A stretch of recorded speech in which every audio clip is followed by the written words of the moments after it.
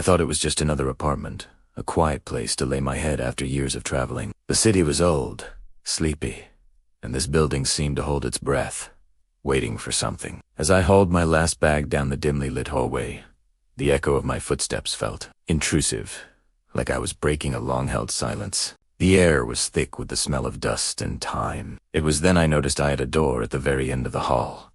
Slightly, a sliver of darkness peeked through, promising nothing and everything.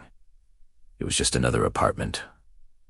Or so it seemed. I told myself to ignore it, to focus on unpacking, on turning this dusty shell into a home. But my eyes kept drifting back to that door, a dark question mark at the edge of my new life. The first night, exhaustion won. I fell into a deep sleep, but was jolted awake around midnight.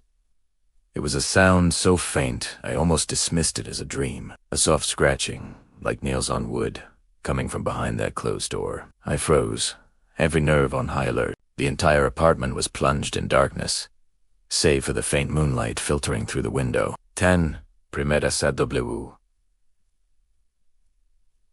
Its shadows flickering under the door, dancing and shifting as if someone or something was moving just on the other side. My heart hammered against my ribs. Logic screamed at me to stay in bed, to ignore it. But curiosity, that fatal human flaw, pulled me to my feet. My hand trembled as I reached for the doorknob. Some doors are better left unopened. Every instinct told me to turn back, but I couldn't premena. I did no. With a long, agonizing creak, the door swung open. A gust of cold, stale air rushed out, carrying with it faint whispers. They were soft like the rustling of dry leaves, but they formed words in a language I had never heard, ancient and chilling. My flashlight beam cut through the darkness, revealing a room coated in a thick layer of dust. Motes swirled in the light, dancing like tiny, frantic ghosts. But it was the shadows that made my blood run cold. They seemed to twist and writhe in the corners of the room, elongating and contracting in ways that defied all logic. A profound, unnatural cold settled deep in my bones. It wasn't just a draft. It was a presence, an intelligence that felt ancient and malevolent. I took a step back, shivering, every hair on my body standing on end. I wasn't alone. A forgotten presence lingers, watching. Over the next few nights, the strangeness escalated. It started with small things. A book I'd left on my nightstand would appear on the kitchen counter. My keys, which I always hung by the door, would be found under a pillow. At first, I blamed my own exhaustion, the stress of moving, but then the incidents became more blatant, more impossible to ignore. A cup would slide across the table on its own. A chair would be pulled out from under the desk when my back was turned. The shadows in my peripheral vision seemed to move with a life of their own, darting away the moment I turned to look. The apartment itself seems alive, and it's not friendly. Fear was turning into a constant companion, but I needed proof. I needed to know I wasn't going insane. I bought a small camera and set it up, pointing it towards the main living area, determined to catch whatever was happening in this place.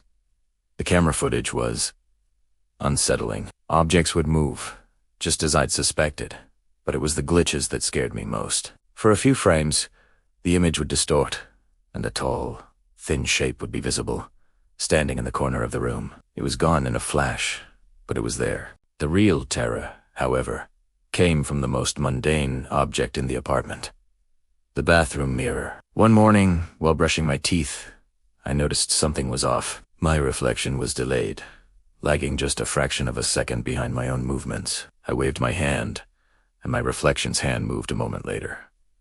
My heart seized. As I stared, the mirror's surface began to fog over, even though the room was cold. And for a split, horrifying second, I saw it, a shadowy figure standing right behind me in the reflection. He spooned around my breath, catching in my throat. Nothing. The bathroom was empty, but the feeling of being watched was stronger than ever. Reflections can lie.